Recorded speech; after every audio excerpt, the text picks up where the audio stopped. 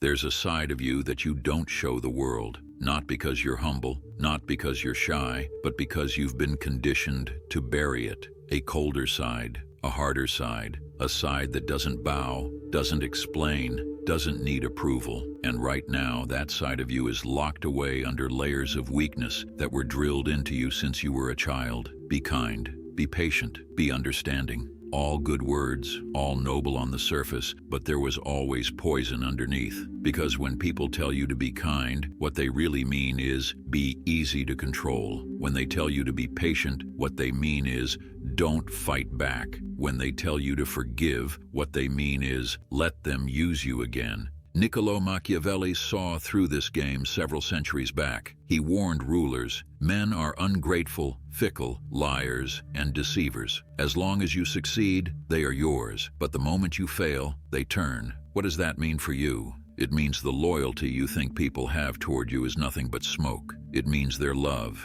their respect, their friendship. Most of it is conditional. The second it's inconvenient, they will sell you out. And if you don't build yourself into something unbreakable, they will break you. 1. The weak version of you must die.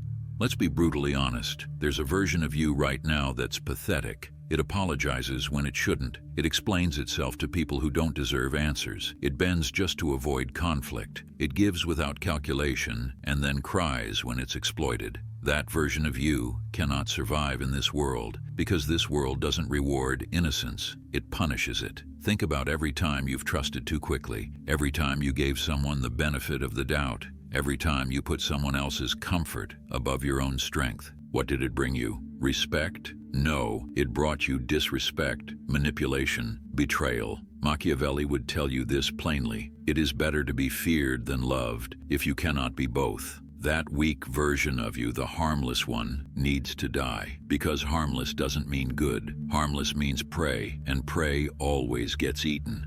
2. The fortress mind. The first step to becoming unstoppable is building what I call the fortress mind. Most people are slaves to their emotions. They hear an insult, they explode. They feel attraction, they chase, they get scared, they run. Do you know what that looks like to predators? It looks like a puppet with visible strings. The fortress mind cuts the strings. It doesn't react. It calculates. When someone attacks you, don't bleed for them. Study them. Ask yourself, what do they want? Why now? What do they fear if I don't respond? Every insult, every threat, every betrayal. It's not pain, it's information. You don't flinch, you measure. The second step, kill the need to be understood. That craving to explain yourself, to have people get you, is nothing but an invisible leash. Every time you reveal your thoughts, you hand someone the blueprint to manipulate you. The fortress mind is silent. It thrives on mystery. When no one can predict you, no one can trap you. Step 3. Train for discomfort. Weak men build their lives around comfort. The first time real hardship hits, they collapse. You must do the opposite. Seek out discomfort on purpose. Fast when you could eat. Train when you're exhausted. Say no when your emotions beg you to say yes. Machiavelli put it simply, a prince who depends on fortune is doomed. A prince who depends on discipline controls fortune itself.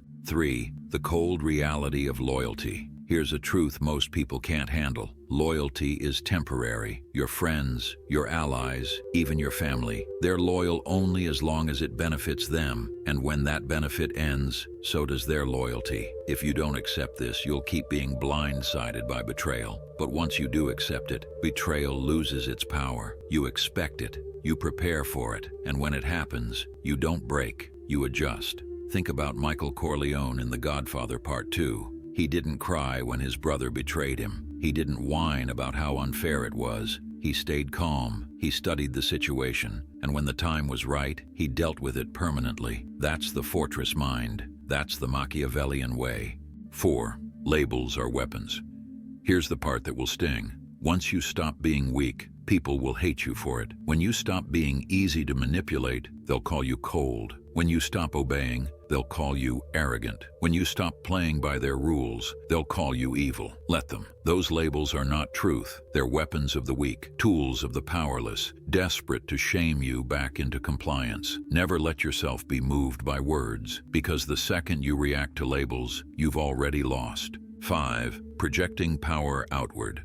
It's not enough to defend yourself. Machiavelli warned rulers that if you only hide in your fortress, your enemies will just wait you out. You must project power outward. That doesn't mean screaming or threatening. That doesn't mean showing off. The strong don't announce their strength. They let it leak in whispers. Here's how. Never fight on someone else's battlefield. Manipulators will try to drag you into conflicts on their terms. Don't play. Let them think you're passive, and then strike later, quietly where it matters. Stay unreadable. Don't broadcast what angers you, what you love, or who you trust. The less people know, the more they fear. Punish betrayal coldly, not with drama, not with second chances, just silence and finality. Erase them. This is not about being cruel. It's about being untouchable.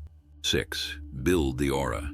Machiavelli understood that reputation is more powerful than any sword. Once people believe you're dangerous, they won't even dare to test you. So how do you build that aura? Speak less, mean more. Words lose power when they're constant. When you finally speak, let it be slow, calm, and controlled. People will hang on every syllable. Show no desperation. Desperation is blood in the water. The second people sense you need their money, their approval, their love, they own you. Move as though nothing is urgent, nothing is vital. Let mystery work for you. Don't show your full hand. Give flashes of power, then disappear. Rumor builds faster than reputation. Look at Anton Chigurh in No Country for Old Men. He barely speaks. He never rushes. But every character knows this man is death. That's an aura. 7. Cold power made permanent.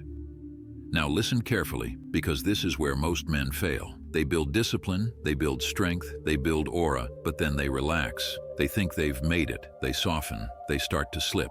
And the world, like a pack of wolves, notices immediately. That's why Machiavelli wrote, "A prince must learn how not to be good and use it when necessary." It's not about being evil. It's about never letting softness rot your edge. Cold power must be permanent. It must outlive moods, fatigue, loneliness. You act not because you feel like it, but because it is your law. Routine replaces emotion. Principles replace impulse. Discipline replaces weakness. And once this becomes who you are, not just what you do, then nothing can break you. Nothing can control you. Nothing can stop you. 8. The final stage.